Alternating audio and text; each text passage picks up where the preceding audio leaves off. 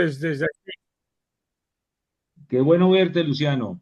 Qué bueno verte. Lo mismo digo. Sí, Estamos, es, estamos es, todos más viejos. No, no, no, No, no, no, no. apenitas, unos 2 o 3 años más, nada más. Sí. sí.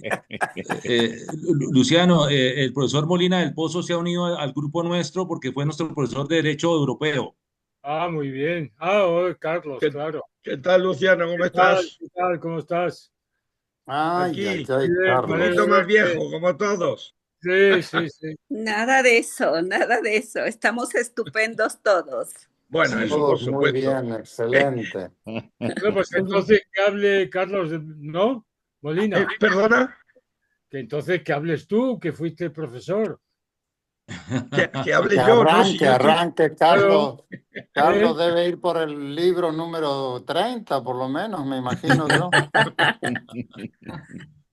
Ya eh, está Gladys con nosotros, ¿eh? Hola Gladys, Gladys, gusto Excelente, buenos saludarte. días. excelente. Hola. Gladys, ¿cómo te va? Bien, bien, aquí el Día del Padre es el día de hoy, así que Eh, Sí, sí, un abrazo a todos los papás también del grupo, aunque claro. gracias. hay Y Adriana está viniendo para acá, para casa, por eso no está conectada, pero en un ratito sí se conecta. Ah, qué Ah, bueno. Adriana. no, ya se había conectado. Ah, pero iba en auto, por eso es que Ah, ya, está Ah, ya. ok, viniendo para acá. No, si Y está en la Gladys, ok. ¿dónde te casa. Yo la veo encuentras? en la casa. ¿Eh? Yo la veo en la Gladys, casa. Sí, Ah, vos la ¿dónde te ves en la casa y encuentras? bueno, en Santiago de Gladys. Chile Estás en estoy. Santiago. Sí, sí, Estás sí. de vecina de Viena. Sí, somos, las dos residimos cerca y de hecho trabajaba o trabaja todavía por aquí, viene. Trabajo Que, Qué por bueno. Alcántara porque nos hemos encontrado con Gladys sin proponernos y nos hemos encontrado porque ella vive cerca de donde yo trabajo. Ah, ah, ya, ya, Bien. ya. Pues No ya se hemos darán un escuchado. abrazo. No Qué hemos bien, escuchado sí. a Amalia. ¿Amalia? Pon el micrófono, Amalia. La abejita. This meeting is being recorded. Recorded.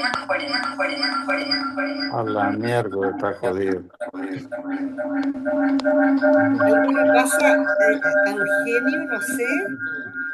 Creo que no tiene el micrófono abierto, Amalia. Ah, lo tienes ahora apagado. tienes que abrir tu micrófono. Ahora sí. Ya, Amalia, buenos días. No le No. escuchamos. no se escucha. ¿Dónde está Amalia? Debe estar en Medellín, Colombia. En Colombia. Colombia debe Sí. estar. ¿O en Lima? Es que no la No, escuchamos, pero está en algo está Colombia. tratando de decir. Sé qué pasa con el audio. Ah, Ah, ¡Ay, ya, Amalia, Aira! ya te vimos. ¿Ya me escuchan?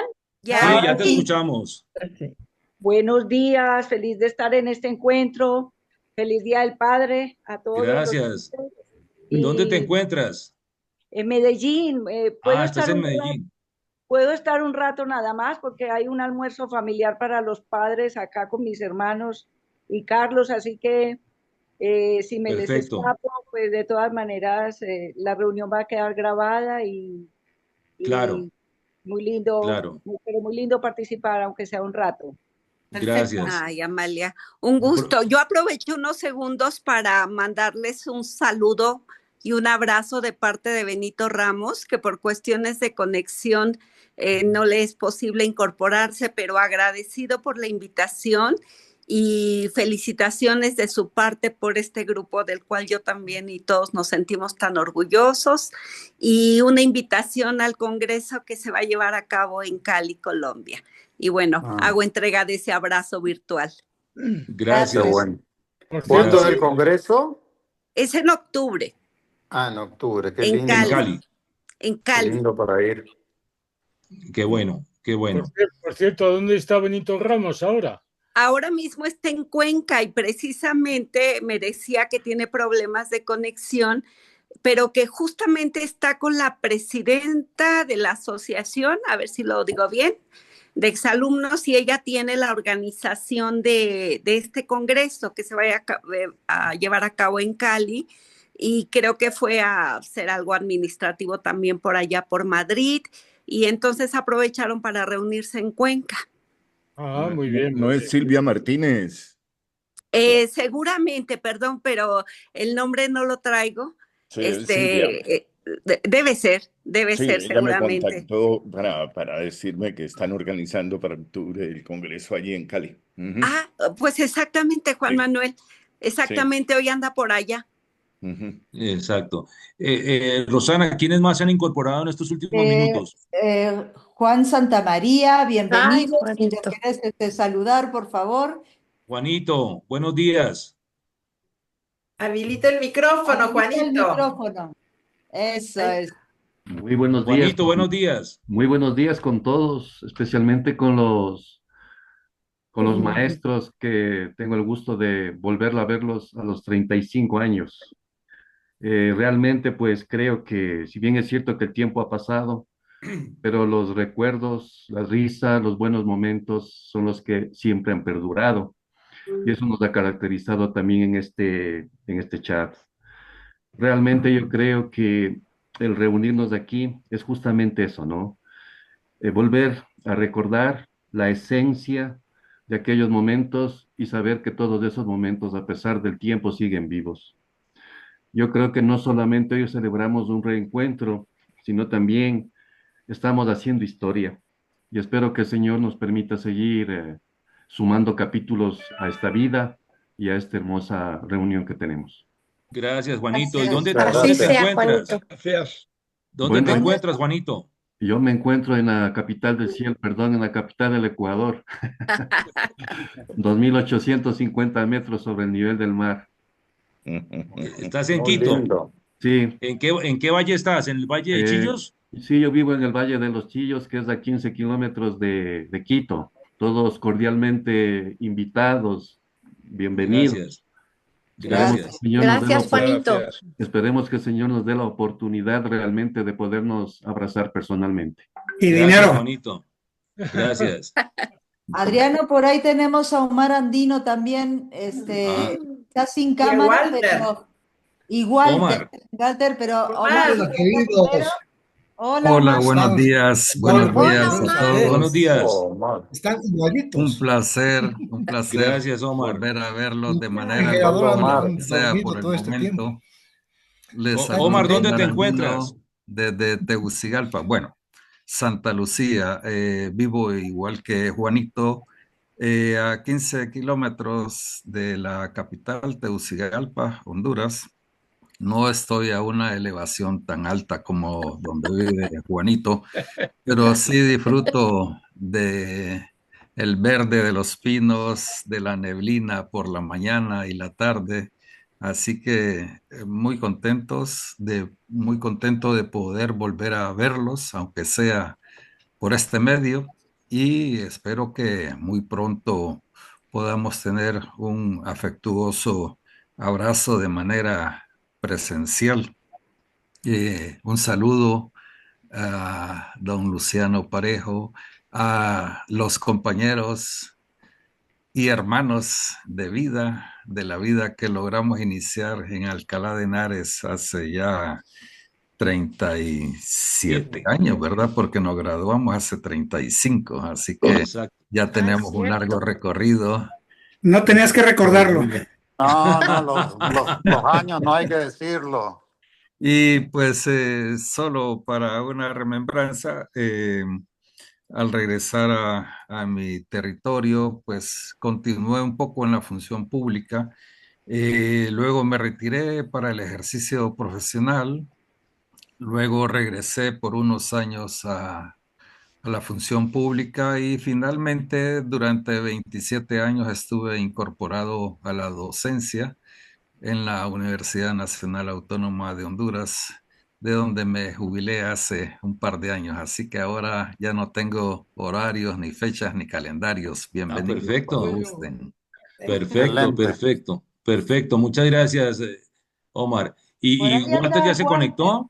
Walter, Y ya estoy acá, y no Adriano, nos ha te estoy saludado observando. tampoco, nos hemos saltado a Rafael Arzate.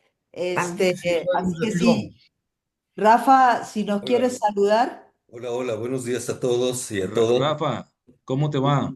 Un gusto saludarles y les envío un abrazo con todo cariño. No pertenezco a su generación, yo pertenecía a otro grupo, el 11º curso de Economía del Sector Público. Y sin embargo, bueno, tuve la fortuna de hacer grandes amistades, específicamente Lupita y Amalia, pero después fue extensivo esto y se fue abriendo cada vez más el abanico de amistad. Y los recuerdo a todos ustedes de vista y haber cruzado algunas palabras, haber compartido algunos momentos, algunos viajes también, quizá. No. Y Algunos tragos también, ¿no? y algunos tragos también, por supuesto. Pero pocos. Y bueno, quizá y el recuerdo de todos ustedes. Un abrazo con todo cariño. Quería comentar que Rafael Arzate tiene un grupo con Viena, Rosana, Alejandro en algún momento y conmigo de lectura hace ya como unos 4 años, ¿no? Sí. Así es. Vamos para los 5 años, creo yo. Empezamos con la pandemia. De hecho, nuestro grupo Sí, se llama Lectura en Pandemia.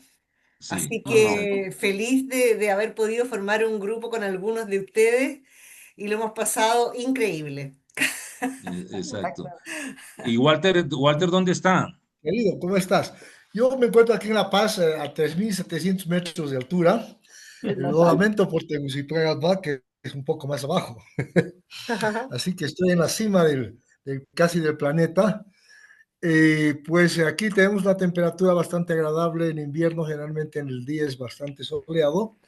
La Paz, como ya conoce Gladys, es bastante agradable en esta época, aunque tenemos aproximadamente 4 climas al día. En la noche viene el invierno y a mediodía tenemos verano. Así que los que le quieran venir por acá, les aconsejo que si no tienen pues las ganas de resfriarse, porque aquí casi el 50% de la población en esta época empieza a estornudar, pues solo salga de día. Perfecto, Bien, perfecto. de mi recorrido por esta agradable vida, mis queridos compañeros, casi es muy similar a la de Adriano o de todos ustedes, y también supongo de Eugenio. He sido docente universitario, he paseado todos los ministerios posibles en la función pública, Sí, he llegado he a ser 2 visto las veces decano, películas, sí. y pues algunos de mis mamotretos tengo el placer de haberles enviado a algunos de ustedes en los que se pudo. Espero que... Solamente un corticoide, una inyección. Hola. ¿Me Adri, escuchan? Espérate a ver que él sí, está te escuchamos, conectado. Walter. Adri, silencia tu micrófono. Adriana. Ok, He ahí tú, mujer de los pelos largos. ¿No? Qué envidia que me das. Pues el muchacho de pelo largo ya hace mucho tiempo. Walter, estás muy activo escribiendo muchos libros. Sí. Estás muy activo escribiendo muchos libros. Sí, algo. Mira, me he dedicado a algo que creo que puede ser nuevo, a historiografía del comportamiento político y del comportamiento económico. Aquí en el país le he presentado ya varias veces, pero obviamente el de comportamiento político ha generado mucho escándalo, porque ya te imaginarás por qué. Qué raro viniendo de ti, Walter. Entonces, bueno, es por eso que me oculto 30 días al mes. Bueno, perfecto. De manera perfecto. que es la única manera de pasarla de nuevo conmigo, tratando de conversar y de entenderme para a ver qué aventura me lanzo ahora.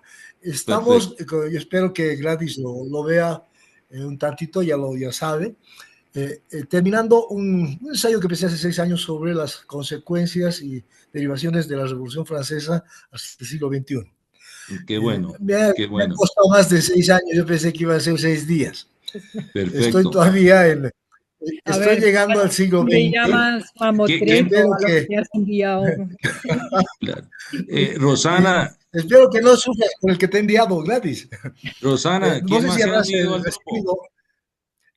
Le he enviado a Gladys una travesura sobre las Cortes de Cádiz y su influencia en las revoluciones en Sudamérica.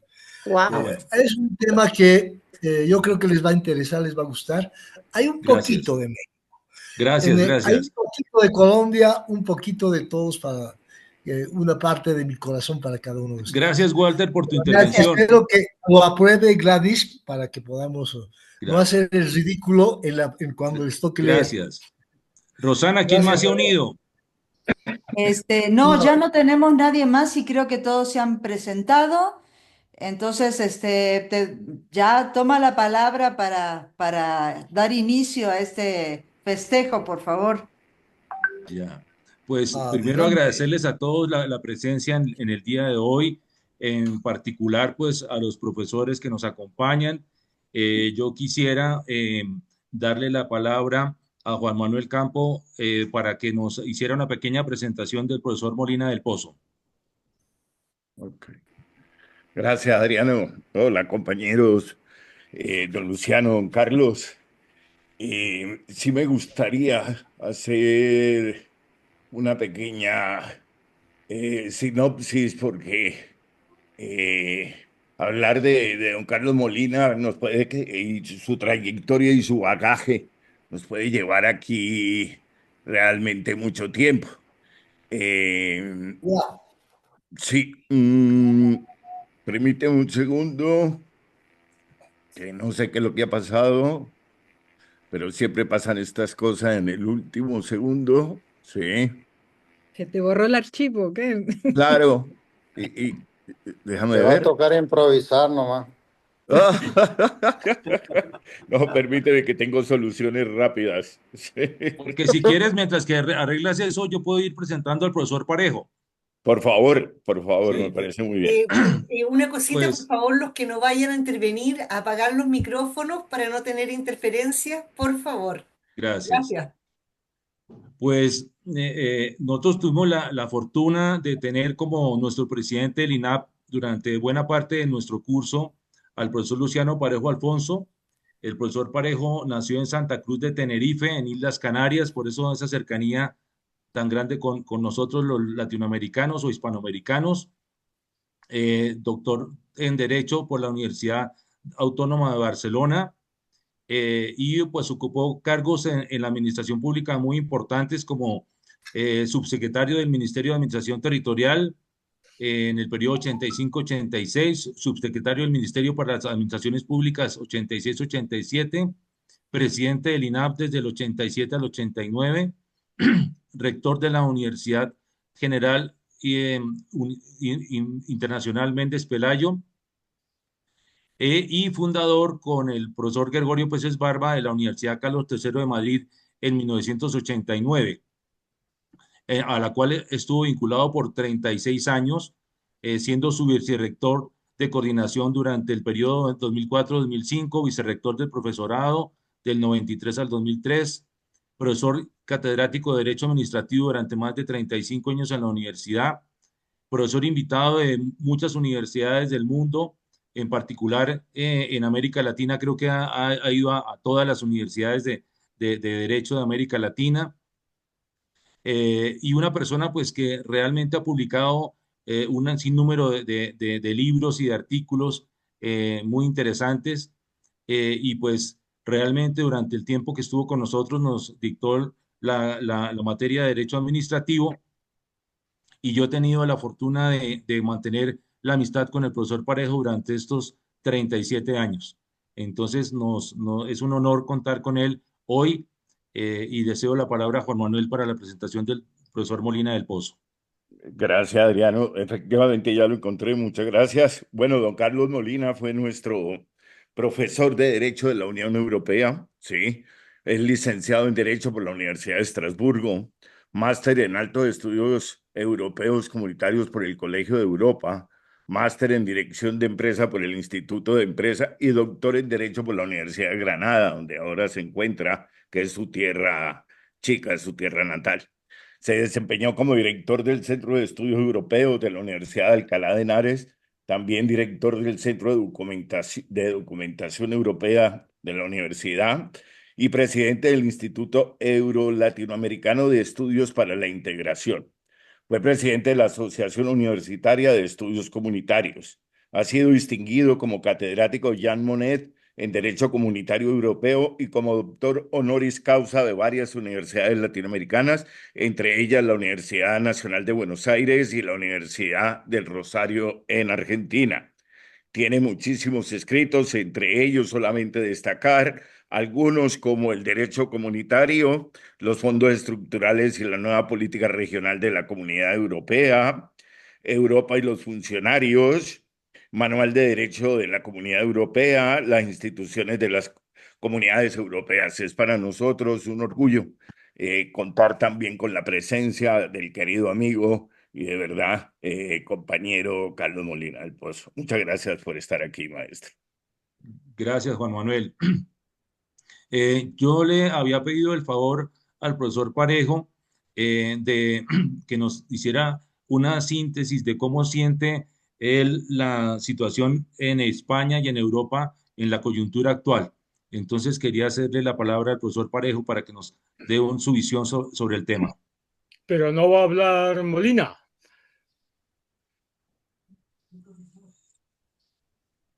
¿Me escuchas? Sí, ahora, digo, yo no tengo previsto hablar. Yo estaba hoy aquí. Bueno. Estaba No de quería invitado. quitarte la palabra. No, por Dios, Luciano. Yo estaba de invitado nada más por ver a todos los amigos y antiguos estudiantes que, O bueno, sea, en una posición cómoda. Cómoda, muy cómoda.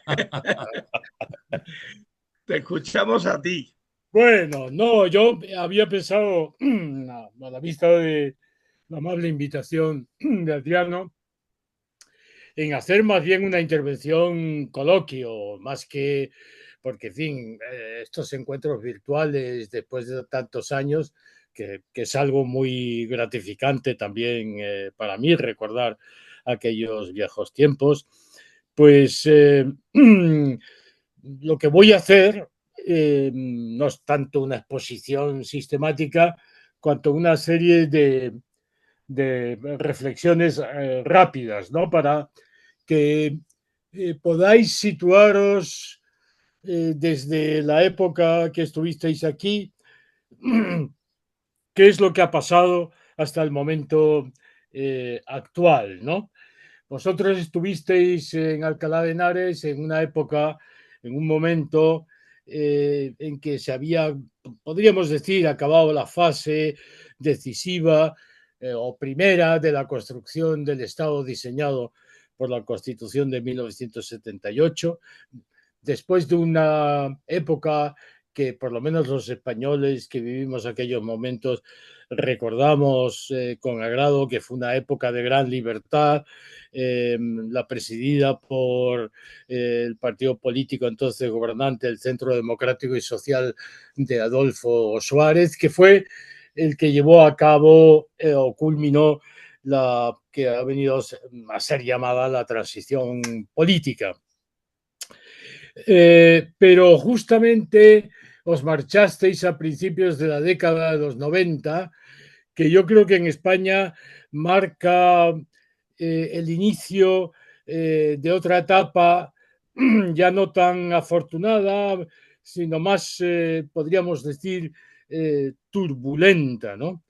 Porque si bien los años 80 realmente se construyó un Estado por contraposición al Estado franquista en que frente a la autocracia se postuló la democracia y una democracia basada, fundada en una lista muy generosa de derechos fundamentales y frente al centralismo propio también de ese Estado autocrático, pues se configuró el Estado de manera descentralizada. A través de un modelo propio de la Segunda República, pero reconvertido, remirado a la vista de la recepción de ese modelo de la Segunda República Española en Italia en forma de Estado regional, que es la que ha dado lugar al llamado Estado de las Autonomías, cuya situación actual pues, no es precisamente muy afortunada. Lo cierto es que esta época de los años 80, España experimentó una transformación muy profunda. En parte lo debemos agradecer a la incorporación a la Unión Europea, que se plasmó en 1986. De ahí vino un flujo de ayudas regionales que sirvió para realizar una serie de inversiones que cambiaron las infraestructuras españolas y en general, digamos, las condiciones de vida, de tal manera que hoy puede decirse que la sociedad española pues está en unas condiciones absolutamente parangonables a las del continente al que pertenece España. También en ese periodo se logró algo importantísimo, que fue la reconversión industrial después de la crisis importantísima derivada del shock del petróleo en los años 70. Se llevó a cabo una reconversión verdaderamente brutal. Ahí se fracturó por primera vez la relación del Partido Socialista gobernante con los sindicatos. Hubo huelgas generales, hubo problemas sociales importantes, pero lo cierto es que salimos de ello, como digo, con un país renovado. Y el Estado fundado, aunque se iba construyendo a trompicones, pudo funcionar a pesar de los problemas que siguen en él presentes, como veremos, gracias, y lo enfatizo esto por lo que luego diré respecto de la situación actual, gracias a la influencia de los partidos políticos sobre el aparato del Estado. Es decir, que los partidos políticos en aquella época, el bipartidismo reinante, tanto el Partido Socialista como el Partido Hoy Popular, siempre gobernaron con mayorías absolutas, y eso les permitió, digamos, servir como de exoesqueleto a un Estado que se estaba formando y que no estaba vertebrado de manera potente, de tal manera que quizás aquí esté el origen de unos males que hoy aquejan al Estado español, la potencia que tienen los partidos políticos en su infiltración en todas las instituciones estatales. Lo cierto es que realmente esta época constructiva sufrió un primer cambio importante con motivo de la victoria en 1996 de Aznar y por tanto del Partido Popular, también con mayoría absoluta, pero cambio que, si bien duró hasta 2004, sufrió, podríamos decir, en una palabra no muy, digamos, técnica, un batacazo importante, por ser la primera vez en España en que un partido político, en vísperas de unas elecciones en el 2004, mintió descaradamente digamos, al pueblo con ocasión del atentado terrorista más importante que ha sufrido España, que fueron unos atentados en que murieron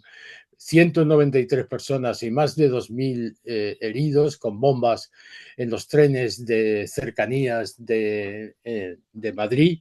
Y aquí el gobierno, que estaba, como digo, en vísperas de las elecciones generales, pues realmente dijo que había sido ETA, que era un recurso, podríamos decir, para unificar los sentimientos patrióticos, siendo así que en realidad, como se ha demostrado ulteriormente, y ya se sabía además por los indicios policiales, aquello era un atentado yihadista, ¿no? Por eso mismo, realmente sufrió una derrota importante y se produjo en el 2004 un segundo cambio, esta vez hacia el Partido Socialista. Es la época del presidente del gobierno José Luis Rodríguez Zapatero, hoy tan conocido, digamos, en Iberoamérica por su papel supuestamente mediador en Venezuela, en las elecciones, y objeto de crítica aquí por la derecha, sobre todo en España, porque no se sabe muy bien, digamos, en qué consiste ese papel y qué beneficios ha reportado. Pero lo cierto es que Rodríguez Zapatero abre un nuevo periodo político en España que yo podría calificar, en fin, porque estamos en petit comité, de política de fuegos artificiales, en el sentido de no acometer problemas estructurales de fondo del país, sino acudir a viejos anhelos sociales, avances en materia LGTBI, feminismo, en fin, este tipo de temas, avanzando una legislación en la que España en algunos extremos ha sido pionera. Pero lo cierto es que en este periodo empieza a producirse un malestar profundo. Se abre ya una primera herida formal en el desarrollo del Estado autonómico como consecuencia de que los dos territorios históricos que habían entendido que existía un pacto implícito, esto nada más que lo entendían ellos, yo creo que interesadamente, que había existido un pacto implícito al aprobarse el texto constitucional, en el sentido de que, digamos, ellos iban a tener siempre, tanto País Vasco y Cataluña, una posición de mayores competencias y por lo tanto una posición destacada respecto al resto de territorios que hubieran alcanzado la autonomía, cosa que luego en el desarrollo del Estado autonómico no sucedió, porque la fórmula que se aplicó realmente acabó siendo la de café para todos, es decir, todas las comunidades autónomas fueron adquiriendo progresivamente el máximo techo competencial, y esto acaba conduciendo en el País Vasco al planteamiento por parte del PNV, del Partido Nacionalista Vasco, a una reforma profunda de su estatuto, en el sentido, digamos, ya de preparación de una suerte de vía hacia una cuasi independencia, que fue lo que se llamó el Plan Ibarretxe, que sin embargo hay que decir que en esta ocasión se tramitó por los cauces institucionales correspondientes y fue cortado en el Congreso de los Diputados al no aprobarse. Y ahí se acabó la cuestión. Pero en Cataluña, sin embargo, el proceso continuó con avances del movimiento independentista, pero estando gobernando Cataluña, justamente el Partido Socialista, pues se planteó también una reforma del Estatuto de Autonomía que desde el presidente, desde la presidencia del gobierno, y esto siempre se le ha reprochado a Rodríguez Zapatero, se le dio luz verde. Dijo que hagan lo que hagan ustedes ahí será aceptado aquí en Madrid. La consecuencia de esto fue que se presentó un estatuto podríamos decir, hombre, los catalanes son más, digamos, juristas más finos y por lo tanto intentando incrustar sus pretensiones dentro de la Constitución, pero lo cierto es que forzando mucho las costuras del texto constitucional, y cuando se presenta esto a tramitación. Lo cierto es que el Partido Popular impugna eso ante el Tribunal Constitucional.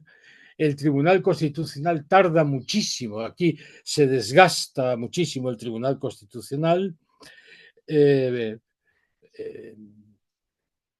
y finalmente produce una sentencia que no satisface a nadie. En el año 2010 es una sentencia que, simplificando mucho, desautoriza el Estatuto de Autonomía sin desautorizarlo, recurriendo en muchas ocasiones, en las partes más problemáticas, a las soluciones de interpretación conforme. Es decir, esto no está bien, pero puede entenderse constitucional en la medida en que se entienda de esta forma. Lo cierto es que los catalanes entendieron que esa solución frustraba las expectativas políticas de la comunidad y, como consecuencia de eso, acabó desencadenándose una gran crisis, pero ya en el periodo siguiente del Partido Popular, es decir, cuando pierde ya las elecciones el Partido Socialista en el 2011, en que comienza a gobernar Mariano Rajoy hasta el 2018.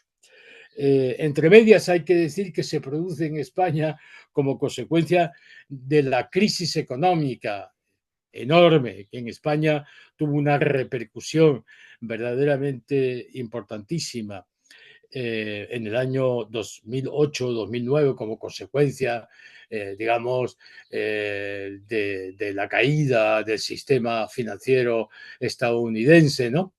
Y sus repercusiones en Europa. Nosotros teníamos una burbuja inmobiliaria impresionante, por cierto, inducida desde Europa a través de los grandes bancos, sobre todo además alemanes, que son los que luego nos impusieron la austeridad para recuperar justamente su dinero, igual que hicieron con Grecia. Con Grecia lo hicieron de manera mucho más trágica y fuerte, ¿no? Pero en fin, lo cierto es que en el año 2011, como consecuencia de esa crisis social, se produce un movimiento que va a tener repercusiones políticas ulteriores en la actualidad, y que por eso lo cito, que es el llamado movimiento de los indignados, que forma parte del movimiento que se produce en muchos sitios a lo largo del Mediterráneo, en Egipto, en Libia, en el Líbano, pero también en Nueva York, en donde la juventud se instala en un parque y protesta, etcétera, etcétera. De ahí nace al final en España el movimiento y partido político de Podemos, que ulteriormente, que es, digamos, situado más a la izquierda del Partido Socialista, y que más tarde pacta con Izquierda Unida, que es lo que quedaba del Partido Comunista, y también pacta con otros movimientos de signo parecido, pero de alcance puramente territorial, como en Valencia y en Galicia.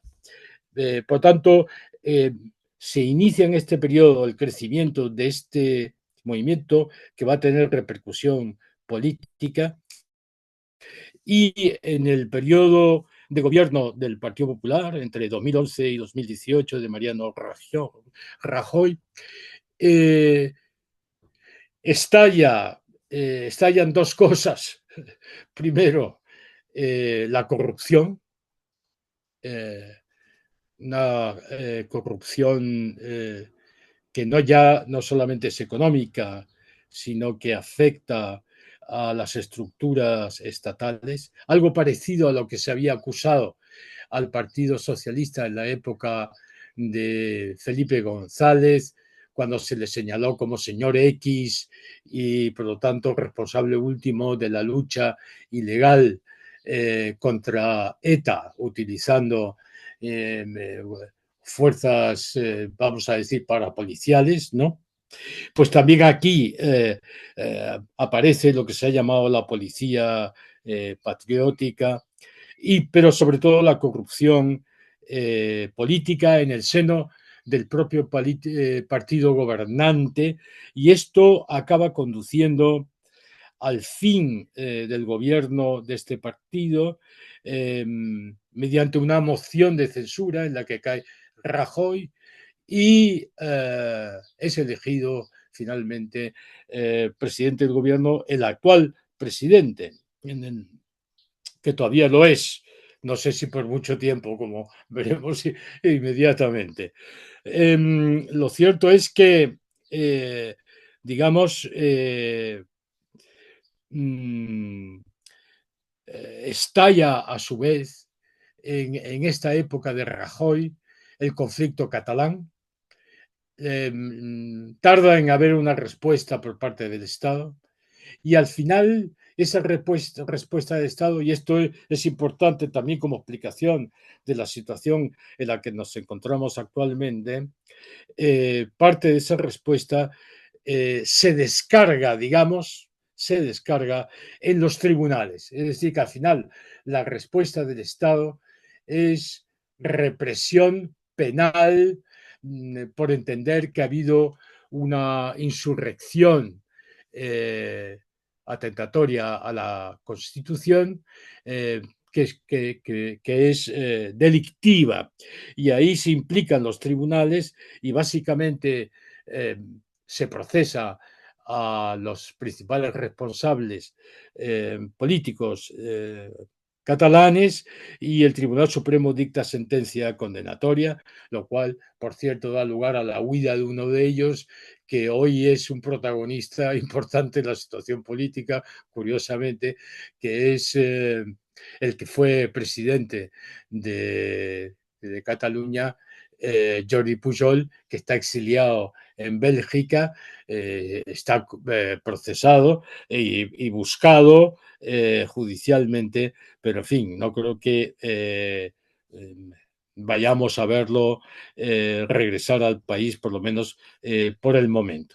Siendo esta la situación, digamos, en la época del gobierno de Sánchez, cambia el panorama político español. Si hasta entonces los partidos políticos habían logrado una situación de bipartidismo, obteniendo el gobierno con mayorías estables, suficientes para gobernar, es decir, para tener mayoría en el Parlamento, hay que tener en cuenta que el sistema español es un sistema parlamentario y por lo tanto el presidente del gobierno, para que exista gobierno, hace falta que éste tenga mayoría parlamentaria. Si no tiene mayoría parlamentaria, cae. Es decir, los ciudadanos no elegimos al presidente, elegimos a los diputados y es luego el Congreso de los Diputados el que elige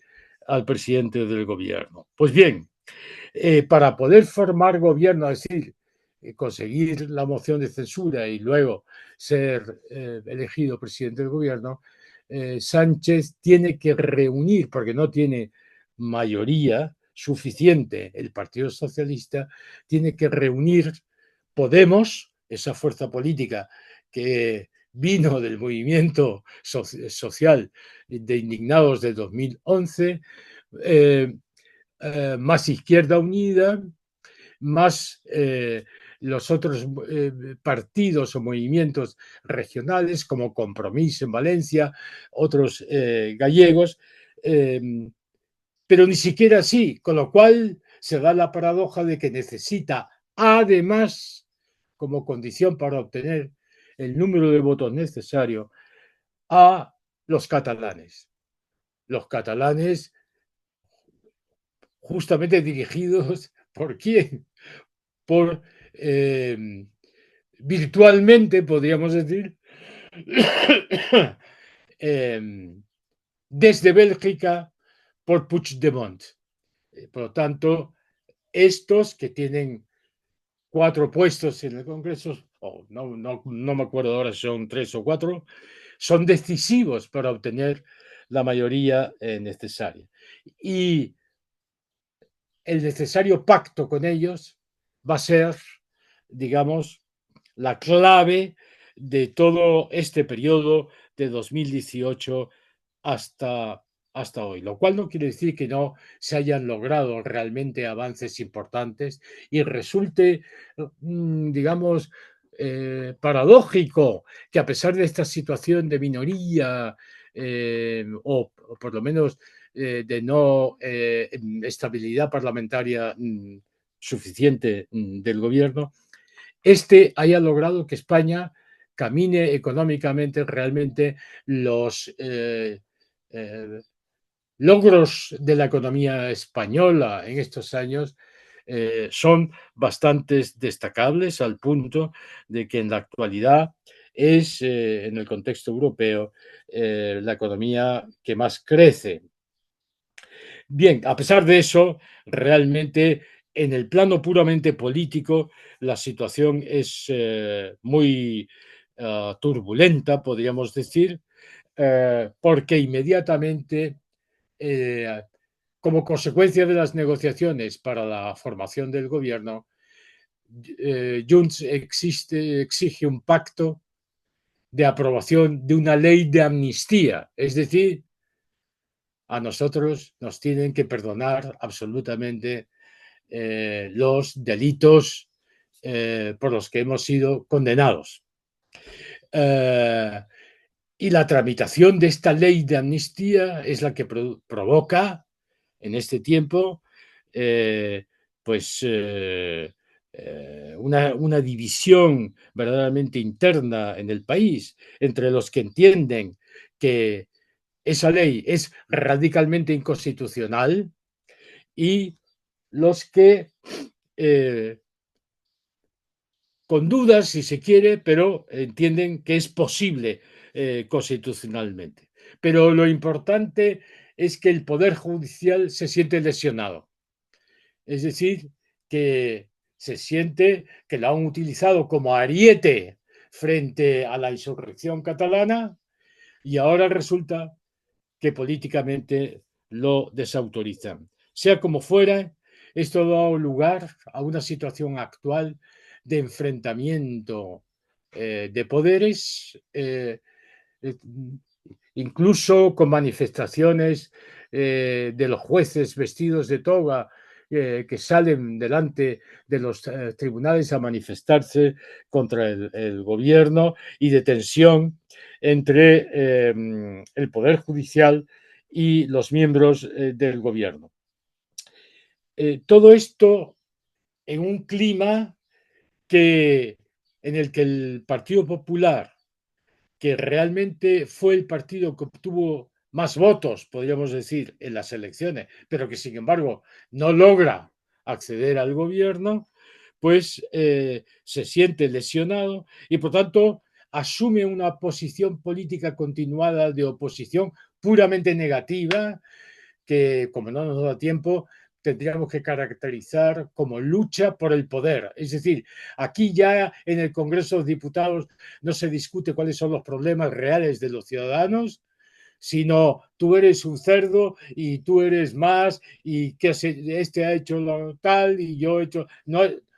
No se oyen más que vituperios por un lado y por el otro. O sea, se produce una polarización política en términos de recuperación por parte de la oposición del poder, que es lo que realmente interesa, es decir, derribar al presidente del gobierno. Y en esta situación venimos verdaderamente viviendo, porque se ha agravado como consecuencia de que además el gobierno, en un contexto en que los partidos políticos, y aquí viene la conexión con lo que hice al principio, han ido penetrando, y por eso esta polarización política a la que acabo de hacer referencia es tan fuerte. Los partidos políticos han ido penetrando intersticialmente, colonizando las instituciones del país, controlándolas, de tal manera que quieren controlar el Consejo General del Poder Judicial, quieren controlar el Tribunal Constitucional, y entonces se bloquea durante años, por ejemplo, la renovación del Consejo General del Poder Judicial, que solamente se logra en última instancia con una fórmula que realmente no sirve para nada, porque continúa, de hecho, en la práctica, la divisoria entre los colocados por un partido y los colocados por el otro partido, y por tanto hay un bloqueo. Y de otro lado, podríamos decir, una desautorización institucional del Tribunal Constitucional por achacarse a la última renovación de el haber sido cubiertas las vacantes con personas totalmente afines al Partido Socialista, a lo cual contribuye el hecho de que efectivamente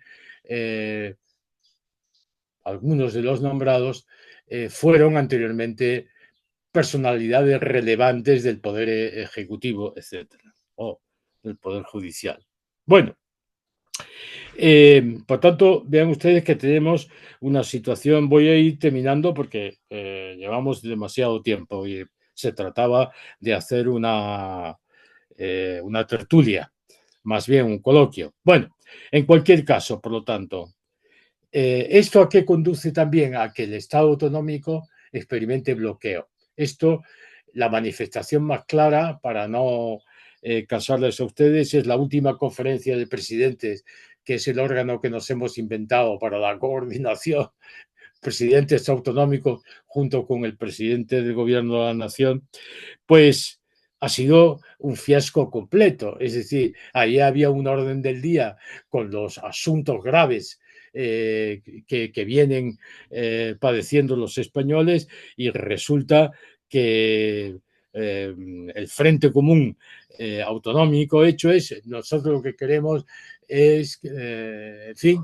que se celebre lo más pronto las elecciones y se marche el presidente. Punto. No queremos, o sea que no hay manera de descubrir, de superar esta situación. Y llegamos así al momento actual sumamente delicado, porque de repente ha irrumpido en el gobierno del presidente Sánchez la corrupción. La corrupción, digamos, tradicional, de mordidas en la contratación pública. Y parece ser, todavía estamos en el carácter de indicios, pero son indicios muy fuertes porque hay audios realmente que están siendo difundidos, que es un trío importante muy cercano al presidente. Primero, quien fue su mano derecha en el gobierno, Ábalos, que había sido antes designado por el secretario general del Partido Socialista. El segundo de a bordo de Ábalos, que es un personaje realmente increíble, que no se sabe cómo ha llegado a donde llegó en el Ministerio de Transportes. Y luego el que sucedió como secretario general del Partido Socialista, Cerdán, que además ha sido un personaje importante en las conversaciones con Junts, con los catalanes, incluso celebradas en Bélgica y en Ginebra, con la presencia de Puigdemont, para los correspondientes pactos cara a la ley de amnistía. Y esta irrupción abrupta, tremenda de la corrupción que estamos viviendo justamente en estos días, pues amenaza con suponer el final del periodo de gobierno de Sánchez. No sabemos, él ha dicho que no va a dimitir, pero no sabemos bien cómo puede continuar esta situación. En el contexto europeo el panorama no es precisamente mucho mejor, porque en Europa avanzan los populismos, en Hungría, en Polonia, en Alemania ya la extrema derecha es prácticamente la segunda fuerza política. Inglaterra se ha separado de la Unión Europea con el Brexit. Macron ha perdido totalmente, digamos, su posición inicial de gran presidente de prestigio, y a Italia la tenemos presidida por Meloni, que está alineada también con la extrema derecha, de ahí su, digamos, amistad muy estrecha con Milei, ¿no? Bueno, lo cierto es que la Unión Europea no parece que nos pueda facilitar en esta ocasión un exoesqueleto para seguir moviéndonos. ¿Por qué? Porque Europa, España la está sufriendo de manera importante, pero Europa está sufriendo un problema de inmigración verdaderamente tremendo como consecuencia de las guerras en el Medio Oriente. La inmigración de los sirios a Centro Europa fue verdaderamente importante, de muchos cientos de miles de personas, también desde Libia, de Marruecos, del Sahel. A nuestras costas en España llegan periódicamente miles de personas. Es decir, y esto está caldeando, digamos, el ambiente político, y no sabemos muy bien a dónde vamos, pero se experimenta como una especie de desgaste de los valores que habían presidido la construcción de la Unión Europea y de la que valores de los que tanto nos habíamos vanagloriado. Bueno, y si ya decimos qué pasa a nivel mundial, pues nos afecta, por ejemplo, ahora a España le afecta que de repente la situación que nos encontramos, pues Trump se le ha ocurrido que los europeos tenemos que gastar mucho en militar y en defensa, y por lo tanto que tenemos que gastar el 5% del presupuesto, y las fuerzas políticas españolas a la izquierda del PSOE se oponen seriamente a esto, y ahí tenemos un frente verdaderamente muy importante de fricción. Luego, la ruptura total de las reglas del comercio internacional y, por tanto, del policentrismo de la política a escala mundial. Con lo cual, digamos, el panorama, el contexto no es precisamente favorable. A todo lo cual se suma, a ustedes les recomiendo que lean un libro de Santiago Muñoz Machado que acaba de salir sobre Hispanoamérica y la evolución de sus movimientos constitucionales y populistas. Hay una cierta preocupación en España de que también estos movimientos del llamado neoconstitucionalismo o postconstitucionalismo, con emergencia de gobernantes que ya no creen en las elecciones y en los cambios sucesivos del régimen, que eso acabe también contaminando vía Trump, que parece que también está en esta línea, acabe contaminando también al continente europeo. Y finalizo diciendo, ¿y dónde están los problemas actuales de los españoles?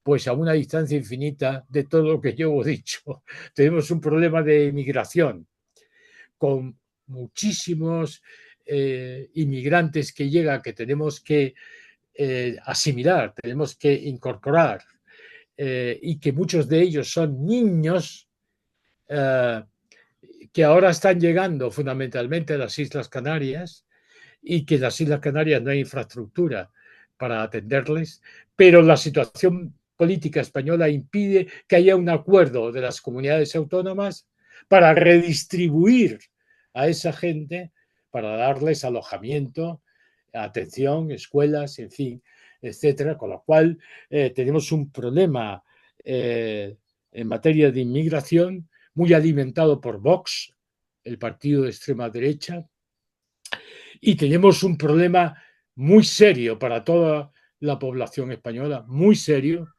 de vivienda, porque el modelo económico-social del capitalismo actual desregulado y puramente extractivo ha conducido a que los sueldos de la gente, de la mayoría de la gente,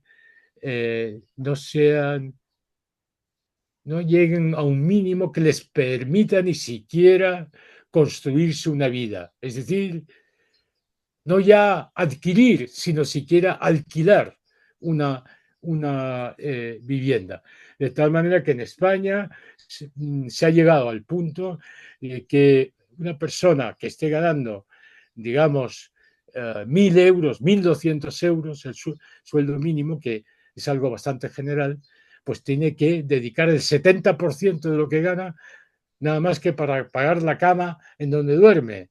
Esta es una situación social insostenible en la que el gobierno también quiere dar pasos, pero a su vez, como no llega a ningún acuerdo con las comunidades autónomas, que son las constitucionalmente competentes en la materia, pues nadie hace nada a este respecto. Y así andamos. Esperamos salir de la situación en la que nos encontramos. Y quedo a vuestra disposición por si me queréis decir algo. Profesor Parejo, inmensamente agradecido por esta tan completa presentación de la coyuntura de España y de Europa.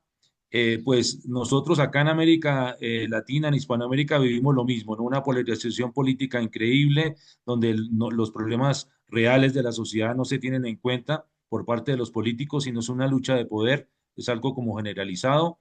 Y el populismo, pues que también en muchos de nuestros países ha cogido fuerza, particularmente en el nuestro, en Colombia, el populismo de este presidente pues es total y absoluto, desconociendo las ramas del poder ejecutivo, del poder legislativo, del judicial. Entonces estamos en un momento de crisis bien, bien complejo. Pues dejo abierta la posibilidad para que si tienen alguna pregunta al profesor Parejo se la puedan hacer. Han quedado aniquilados ya totalmente. Para celebración ya es bastante. Eugenio Trejos desde Costa Rica. Sí, bueno, muchísimas gracias al doctor Parejo por su extraordinaria presentación. Realmente, desde su trayectoria en el estudio del derecho público y la estructura constitucional española, y nos ha presentado efectivamente los grandes desafíos que enfrenta España dentro de este contexto complejo, marcado por las tensiones internas y presiones internacionales cada vez más intensas, como las que hizo referencia en el plano interno, las demandas permanentes que hacen siempre los independentistas, con especial énfasis en Cataluña, la erosión de la confianza de la ciudadanía derivada de lo que fue los casos de corrupción que han involucrado no solamente al Partido Popular, sino ahora al Partido Socialista Obrero Español y luego al fortalecimiento de la derecha radical como Vox, que sin duda alguna tensionan todo el equilibrio democrático y el modelo autonómico consagrado en la Constitución Política del 78. Y también en el contexto que nos presenta internacional, ahora con la Unión Europea, donde se observa ese ascenso de los partidos de extrema derecha en numerosos países, el cuestionamiento al proyecto de integración europea, las consecuencias de la prolongada guerra de Ucrania y sin duda alguna una nueva ola de proteccionismo global que ha acentuado la amenaza de una guerra arancelaria impulsada por Trump y todas las presiones de los flujos migratorios que nos hizo referencia ya y que han reactivado los discursos xenofóbicos de odio y que han puesto en entredicho todos los valores fundamentales del humanismo europeo. Entonces, a uno, cuando escucha toda esta disertación y piensa uno, bueno, frente a esta confluencia de factores, La pregunta para mí sería al doctor Parejo si considera usted que el ordenamiento constitucional, administrativo, español y su inserción en la arquitectura europea poseen la capacidad de responder de forma eficaz o se hace necesario avanzar hacia una revisión ya estructural del pacto territorial, de los sistemas de gobernanza democrática y de la relación estratégica entre el Estado español y el propio proyecto europeo. Una pregunta sencilla, profesor. Una pregunta sencilla. Sí. Ya me gustaría a mí tener la bola de cristal. Hombre, yo creo que la suerte que tenemos con todos los problemas que esté atravesando la Unión Europea, realmente nuestra pertenencia a la Unión Europea constituye una especie de seguro para nosotros, digamos, de mantenimiento de nuestras propias estructuras dentro del sistema democrático. O sea que yo confío en que la Unión Europea, porque la Unión Europea siempre ha sido un proceso, nunca ha sido una estructura acabada, y un proceso en que se dan 2 pasos para atrás o 1 paso para atrás y 2 para adelante. Es decir, confiemos que de esta podemos salir. Ahora va a costar mucho porque el panorama internacional, hay 2 factores claves. El panorama internacional no ayuda. ¿Por qué? Primero, porque la Unión Europea ya hay que hacerse la idea de que no es una potencia, no es Occidente. Es decir, es que Occidente no, es que no somos nadie en el panorama mundial. Entonces, toda esta cosa de Macron y los otros intentando lanzar mensajes de que, en fin, que nosotros a los iraníes ahora, de que nosotros negociamos lo nuclear, pero si los iraníes les importa Estados Unidos, Putin y los chinos. O sea, lo que diga la Unión Europea realmente carece de trascendencia. Pero eso, al mismo tiempo que es un inconveniente, puede ser una oportunidad para la Unión Europea de volverse sobre sí misma para repristinarse, para rejuvenecerse, para recuperar sus propios valores, aunque sea, digamos, reconsiderando las fronteras, los miembros, porque es que también hubo una época en la Unión Europea de intento de crecimiento, ¿no? De llegar a una especie, porque nunca se ha sabido lo que es Europa. ¿Hasta dónde llega Europa? No se sabe muy bien lo que es Europa. Europa es un mito griego, pero entonces se quería llegar como hasta la frontera de Rusia, ¿no? Pero es a lo mejor, y claro, asimilando países que no tenían una tradición realmente importante y obligándoles a transformaciones que no son fáciles. Entonces es probable que tengamos que ser más exigentes con quienes son miembros del club, ¿no? Pero yo confío en que realmente esto se pueda reconsiderar. En cualquier caso, para nosotros es una condición de salvavidas estar unidos a la Unión Europea, porque solos, cuando hemos estado solos, no hemos sabido enderezar nuestro propio destino. Y yo creo que, analizando la política española, la polarización actual también tiene que tener un fin, porque la gente al final llega a un punto de saturación de la polarización, ¿no? Esto se experimentó muy bien en la época de Felipe González, en la última época, el año 95, 94, 95, cuando el Partido Popular se puso ya, ensayó esta fórmula de oposición continua con la frase repetida y repetida de váyase, señor González, ¿no?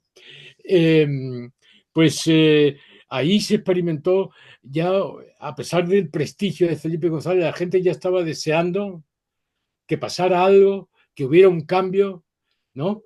Que se repristinara la situación. Y yo creo que estamos llegando a un momento en que la ciudadanía no puede seguir soportando este clima continuo de puramente lucha por el poder sin atención a los problemas reales de la gente.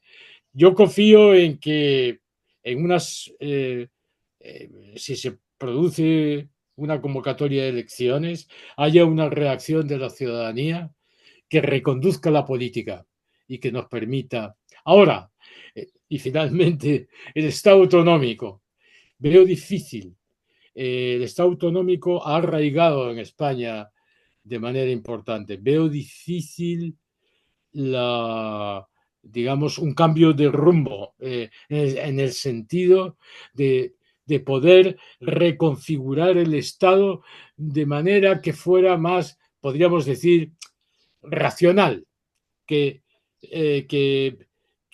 estuviera centralizado lo que debía estar centralizado, por ejemplo, los 3 pilares básicos del Estado social, la sanidad, que hoy está repartida y es un desastre porque cada comunidad autónoma adopta opciones ideológicas distintas, una liberaliza y privatiza, la otra no sé qué, con lo cual un ciudadano que se mueve en sociedades móviles, pues realmente la tratan de manera distinta aquí y allí, o sea, no son las mismas condiciones. La sanidad, la educación, que está siendo en muchos sitios también, que se ha entregado a las comunidades autónomas, incluso hasta el escalón universitario, y que está dando lugar a una privatización importante, incluso hasta el escalón universitario. El ejemplo principal es Madrid, que tiene ya 14 universidades privadas frente a las 6 públicas tradicionales. O sea que habría que recentralizar esos 2 pilares más el medio ambiente, porque no he citado otro de los problemas graves desatendidos, que es que realmente estamos caminando como sociedad a escala planetaria hacia el cataclismo.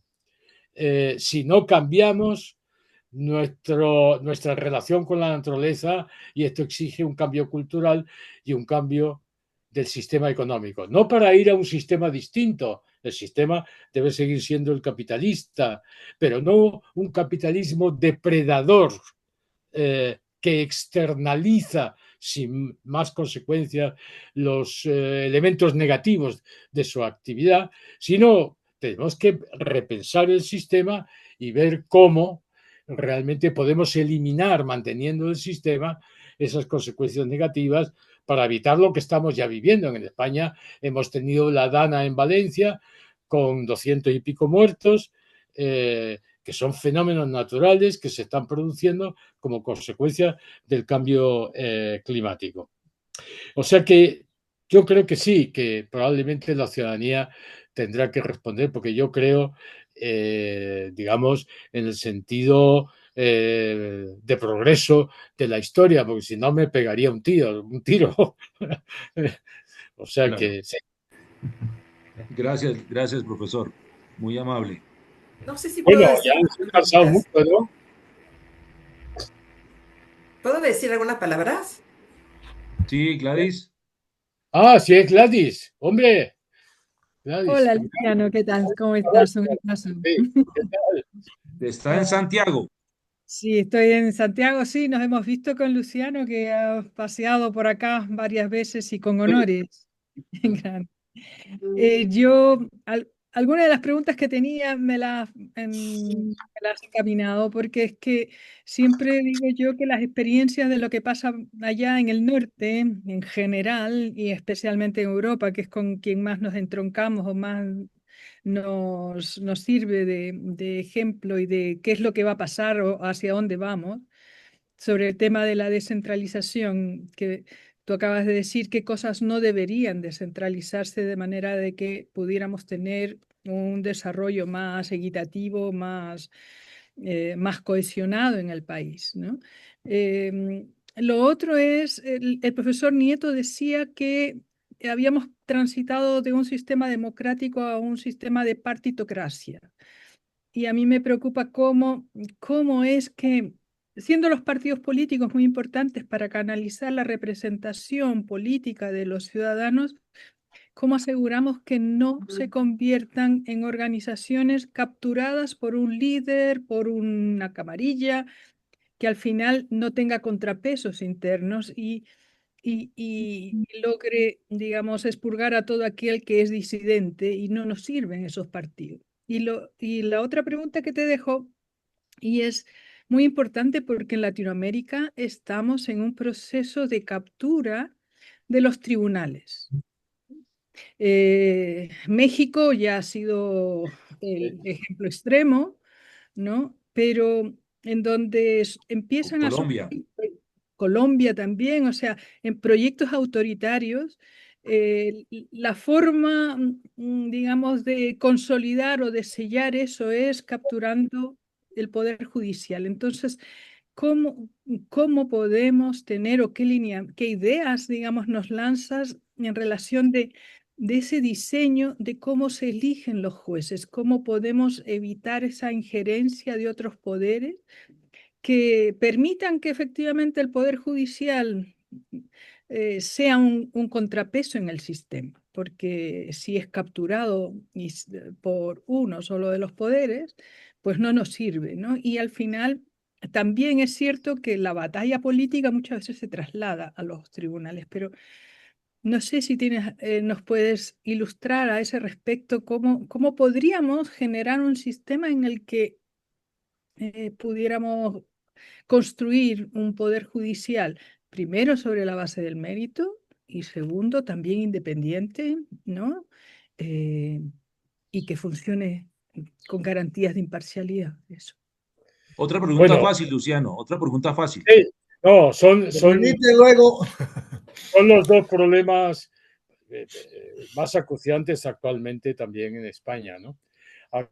Hay un planteamiento por parte del gobierno de una reforma judicial, que una parte ya está aprobada, que no tiene, digamos, trascendencia respecto del tema que abordamos, pero sí la segunda parte, que es un proyecto actualmente en tramitación parlamentaria sobre selección de magistrados y jueces.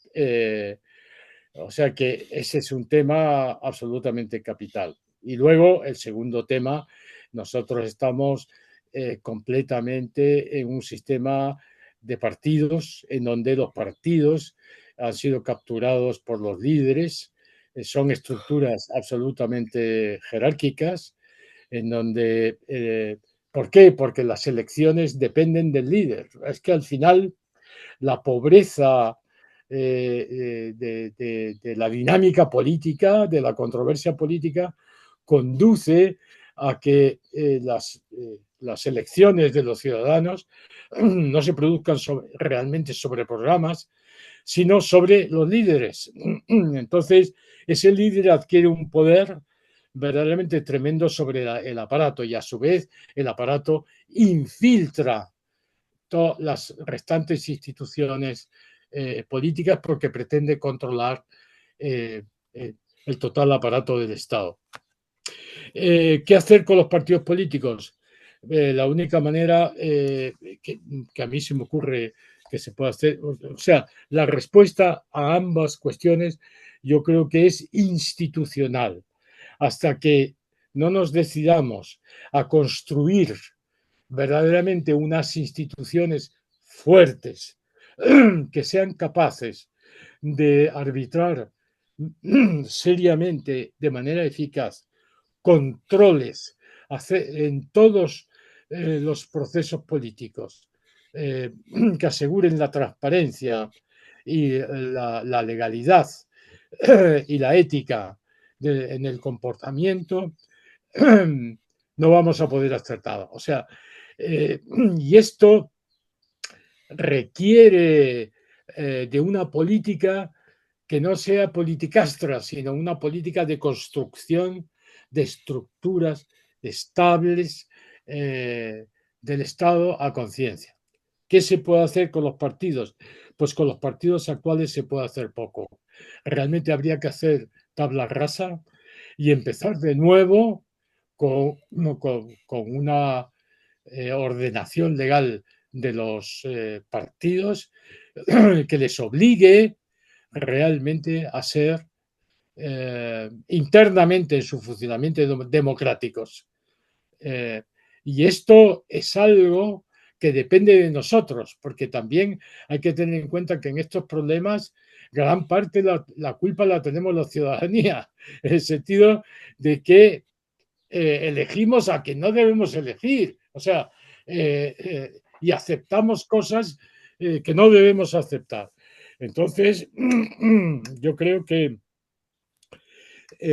hay que regenerar el sistema de partidos y eso es solamente posible con un acuerdo, en el caso español nacional, acerca de qué son y cómo deben funcionar los partidos políticos y someter ese funcionamiento a instituciones independientes de control, como las que existen, por ejemplo, para las actividades económicas reguladas, que hay autoridades independientes. Yo, para el Consejo, un error, y ahora yendo hacia la cuestión de los jueces, un error que se ha cometido en la Constitución española, yo lo he criticado y lo he puesto incluso ante el rey en su caso, fue la copia de la Constitución italiana de un órgano cuasi constitucional de gobierno de los jueces, porque esto ha creado una especie de corporativismo judicial, porque ¿qué es lo que se requiere realmente para la independencia judicial? Hay que pensar qué es el Poder Judicial, que es un poder muy delicado. ¿Por qué es muy delicado? Porque a diferencia del Poder Legislativo y del Poder Ejecutivo, que son poderes organizados, el Poder Judicial no puede ser organizado. El Poder Judicial es cada juez, cada órgano judicial actuando con independencia. No es un cuerpo, no es un órgano, no es una organización. Y por eso es delicado y por eso es tan importante para el Estado de Derecho. Y de ahí que asegurar eso requiere una institucionalidad fuerte, porque los jueces no tienen policía, no tienen capacidad de coerción. Lo único que pueden emitir son resoluciones, pero si el aparato del Estado no pone a su disposición la coerción, no sirve de nada el Poder Judicial. Entonces, es un poder delicado por eso y porque además es el poder de los más fuertes del Estado. Entonces se suele prescindir de ello. Normalmente se dice, hombre, aquí lo fuerte es el legislativo o incluso hoy en día el poder ejecutivo. No. ¿Quién mete en la cárcel? ¿Quién? Esto lo estamos viviendo en España. ¿Quién tiene poder de horca y cuchillo? Un juez. Y cuando aquí tenemos la culpa los juristas, cuando ensalzamos continuada e indebidamente sin la necesaria crítica el Poder Judicial cree que lo que él dice es el Estado de Derecho. Oiga, no, vamos a ver, usted también se puede equivocar. Igualmente. Y está sujeto a la crítica. Por lo tanto, es un poder fortísimo, pero muy delicado. ¿Cómo arreglar esto? Yo he postulado que hay que evitar que se forme un cuerpo, que yo creo que es el mal de España. Y eso es lo que está pasando un poco con el Consejo General del Poder Judicial. ¿Y para qué necesitamos un Consejo General del Poder Judicial? Para seleccionar a los jueces, para disciplinarlos. Para eso no hace falta un órgano constitucional. Podríamos constituir una autoridad independiente que asegure los procesos selectivos diáfanos por mérito, capacidad, evitando desigualdades en cuanto a la extracción social, garantizando el pluralismo de las personas que acceden para que reflejen los jueces la misma sociedad a la que van a servir. Ahora bien, ¿cómo se selecciona un juez? Esto sí que es un problema muy grave. En España tenemos el hándicap de que los jueces creen corporativamente que, y por eso la resistencia corporativa hoy grande a este proyecto de ley que se tramita, que si se suprime la oposición memorística, entonces ya estamos en la disolución del Poder Judicial y de la independencia. Esto es un disparate, porque la oposición memorística es una cosa leguleística, que no asegura el sentido común, la bonomía, el carácter debido de un juez, es decir, el que un señor se sepa los 750 temas de derecho procesal, derecho penal y derecho civil y los cante como un papagayo, no asegura que no esté loco completamente o que tenga sesgos cognitivos muy importantes, tenga fobias sociales, etcétera, etcétera. Entonces, a mí, yo personalmente se me ocurre que la única manera es establecer un sistema de escuela potente, regida por esta autoridad independiente, en el que los que pretendan ser jueces vayan ahí durante cierto tiempo. No se puede ser juez aprendiéndose 500 temas, no habiendo nuevo nunca, porque un joven que sale a la universidad se mete en su casa 4 años empollando temas, no sabe de la vida nada y de repente al día siguiente se transforma en un juez de instrucción que te mete en la cárcel sin saber si un testigo es fiable o no es fiable, si aquel te engaña o no te engaña, cómo es la vida. Entonces, yo creo que debe hacerse una escuela en la que se aprenda realmente, no memorísticamente, sino a resolver problemas, a ver la condición psicológica y caracterológica de las personas, se forme un juicio adecuado al respecto, y luego un periodo, como existe, por ejemplo, en Alemania, de prueba. Es decir, usted va a estar de juez durante 2 años. Y al final, aquí sí, el órgano judicial que se designe le va a formar usted un informe acerca de si usted es apto o no es apto para este cometido. Bueno, pero todo esto solamente será posible si a su vez tenemos un poder ejecutivo que cumpla realmente. Entonces, la observancia de las sentencias, gusten o no gusten, porque los jueces se pueden equivocar, pero si no gustan, hay que aceptarlas igualmente, porque es peor no aceptarlas que aceptarlas. Porque si no vamos al fracaso social absoluto. Pero no se me ocurre nada más. Lamento no poder iluminar en mayor medida la cuestión. Gladys. Muchas gracias, Nada. profesor Luciano. Muy amable. Pues entendiendo que estamos en el Día del Padre, pues yo quisiera dar continuidad a la reunión con unas palabras que he escrito para el día de hoy, conmemorando los 35 años de graduados de nuestro cuarto curso. O sea, ¿que vas a leer una poesía o qué? Sí, sí, exactamente. Muy buenos días y tardes para todos. Un saludo especial a los profesores Molina del Pozo y Parejo Alfonso. Muchas gracias por atender nuestra invitación a celebrar los 35 años de egresados del cuarto curso de estudios superiores en Administración Pública, impartido por el Instituto de Administración Pública de España y la Universidad de Alcalá de Henares entre el 15 de octubre de 1988 y el 15 de junio de 1990 en la ciudad de Alcalá de Henares, España.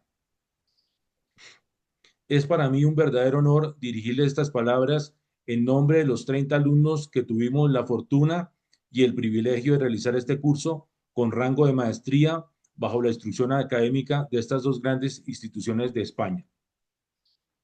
He hablado de fortuna porque en 1988 Hispanoamérica contaba con 400 millones de habitantes y un minúsculo grupo de 30 de ellos llegamos a España a realizar nuestros sueños de formación universitaria superior, procedentes desde el norte del continente, con un grupo de 9 mexicanos, hasta el extremo sur, con 3 argentinos y una chilena, pasando por Honduras, Costa Rica, Venezuela, Colombia, Ecuador, Bolivia, Perú, Argentina y Brasil.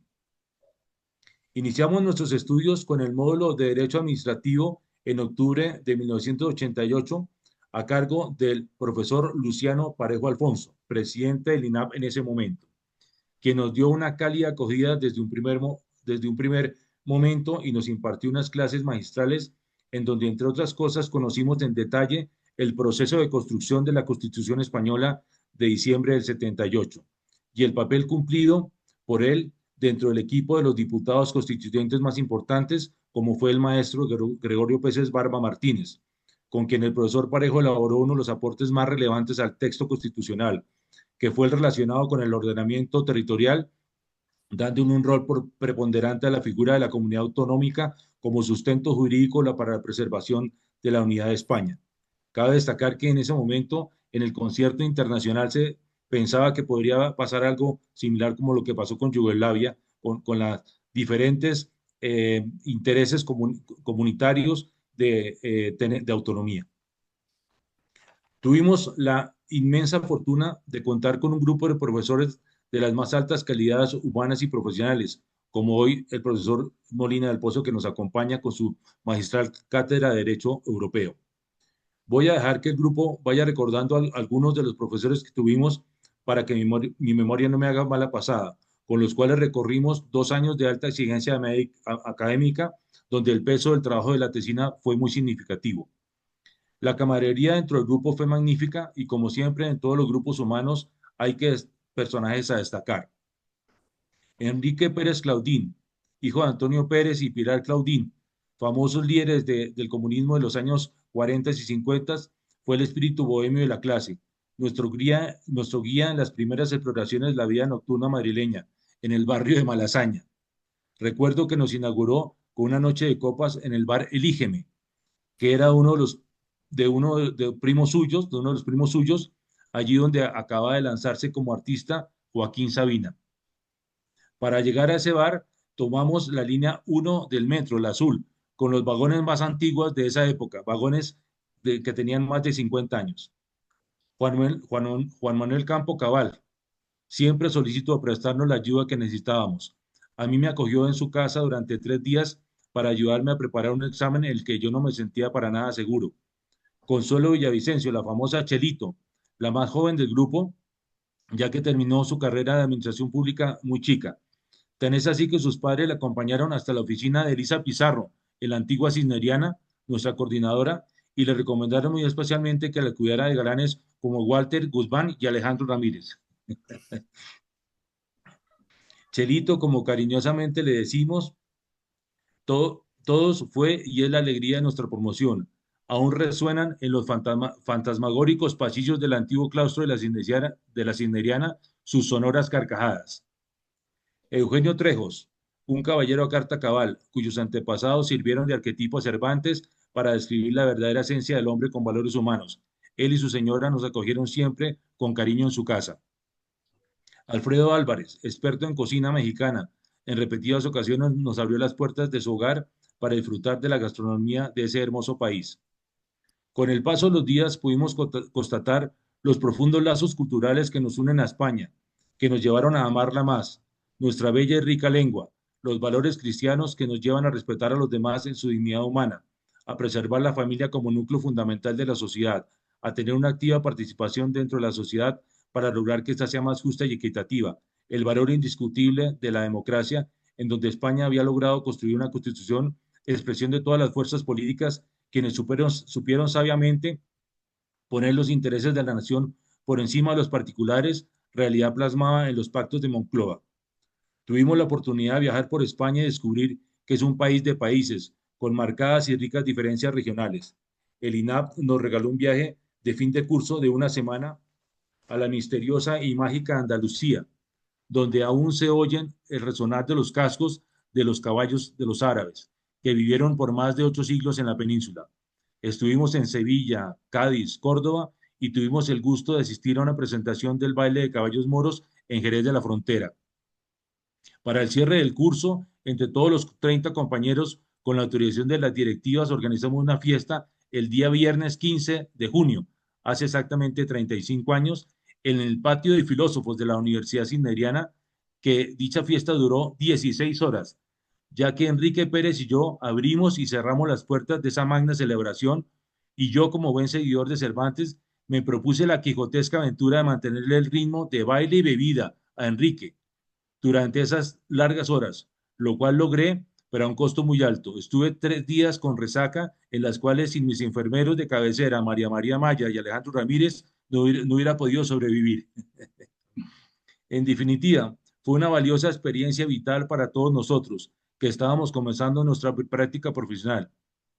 El promedio de edad era de 30 años. Algunos de nosotros continuaron sus vidas en España, como María Nieves de la Serna, destacada académica vinculada a la Carlos III de Madrid, Juan Manuel Campo Cabal, quien dirige en Madrid un prestigioso despacho de abogados especializado en temas de extranjería, Liliana Lava, que vive en Madrid hace muchos años y lleva negocios comerciales, Martín de la Mora, quien vivió y tuvo negocios en Alcalá de Henares y mantiene relación estrecha con España, ya que su hija vive allí, Daniel Ramos, que se casó con española y también vivió en Alcalá de Henares. Quiero hacer mención especial de Chelito Villavicencio, quien hace ya varios años se puso en la tarea de ubicarnos a todos los miembros del curso, obteniendo un excelente resultado, ya que logró contactarnos a 29 de los 30 alumnos y creó este WhatsApp que ha permitido realizar esta emblemática reunión. Por último, los animo a seguir fortaleciendo nuestros lazos de amistad. Como la gran mayoría de nosotros disfrutamos de pensiones, tenemos la oportunidad de dedicar tiempo para viajar, y qué mejor que hacerlo inicialmente por Hispanoamérica y España. Tenemos que esta estupenda red que cogía 14 países que nos esperan con los brazos abiertos para visitar y compartir con nuestros queridos compañeros de hace más de 35 años. Les envío un afectuoso abrazo extensivo a todas sus bellas familias. Bogotá, 15 de junio del 25, Adriano Torres Mantilla. Excelente, excelente. Felicitaciones. Enhorabuena y qué gusto verlos a todos. Sí. Ay, aquí está mi paisana, la esposa de Martín, es mi paisana del honor. Ay, qué gusto saludarte, Adriano. Qué gusto, qué gusto. Felicidades a todos. Gracias. Hola, Feliz ¿qué Día tal? del Padre. Feliz día. Feliz día y gracias, Adriano, gracias a todos. Menos mal que os habéis acordado. Aquí en mi casa no se han acordado de que yo soy Adriano. padre. En este momento se ha conectado Alfredo Álvarez, que al principio no lo habíamos presentado. Se conectó al final, a lo mejor quiere decir unas palabras. Alfredo, bienvenido. Alfredo está trabajando en Baja California. ¿Cómo estás, Alfredo? Alfredo, conéctate. Se le escucha. Está sin habilitar el micrófono. Estás en el micrófono. Tienes que habilitar el micrófono, Alfredo. No. Mientras Alfredo habilita el micrófono, Ahí, Tito. ¿Ya? Te escuchamos. Hola, ¿cómo están? Bien, días. Hola, Alfredo. Me Un da abrazo mucho grande. gusto saludar al maestro Alfonso Parejo y a todos los compañeros. Les mando un abrazo muy cariñoso, muy emocionado de escucharlos a todos y a todas. Y bueno, pues Gracias, Alfredo. escuchar esta plática que nos abre muchas reflexiones de lo que está pasando en el mundo y en México particularmente, que estamos aquí haciendo experimentos constitucionales todavía. Agradezco muchísimo, maestro, su presencia y a mis compañeros les digo con emoción que les mando un saludo cariñoso. Están siempre presentes, aunque no soy muy participativo en el WhatsApp. Siempre los leo. Gracias, Alfredo. Les abrazo a todos y bueno, celebro muchísimo esta iniciativa que nos reunió en torno al conocimiento y a la experiencia del maestro. Así que me emociona mucho estar con ustedes. Muchas gracias a todas y a todos. Gracias, Alfredo. Alfredo, un abrazo con mucho cariño. Igualmente, Rosana, ¿habrá otros que se hayan unido últimamente, por favor? No hay nuevas personas que se hayan unido. Somos Ya. los que estamos. Perfecto. Pues Quería nosotros... agradecerles especialmente el que me hubieran dado un espacio en este grupo, porque soy la perro verde del grupo, porque era la única psicóloga de todo el curso. De hecho, soy la única que no seguí carrera de administraciones públicas, sino de neurociencias y de estrés, y aporto toda la parte humanística y científica cerebral al grupo. Entonces, realmente muchísimas gracias por la cabida que me han dado y el cómo me escuchan en mis elucubraciones psicológicas espirituales. Gracias. Gracias, Cecilia, a ti. Muy agradecido. Gracias a todos. Gracias. Pues gracias nosotros, a todos. Nosotros tenemos previsto la invitación. Me voy a retirar porque tengo en este momento una recepción de una Abrazo, persona. Walter. Así que yo les agradezco la invitación y pues me siento complacido de volverlos a ver. Te pregunto, Gladys, ¿recibiste el documento que te envié? Sí, en el WhatsApp eso lo recibí. Qué bien. Gracias. Vale, gracias. No te aburras. Gracias. Mira, ahí está la... Yo me marcho también. Hasta luego, Gladys. Bueno, muchas gracias a todos. Gracias. Seguimos muy en comunicación. Un abrazo fraterno. Maestro. Gracias. Gracias a todos.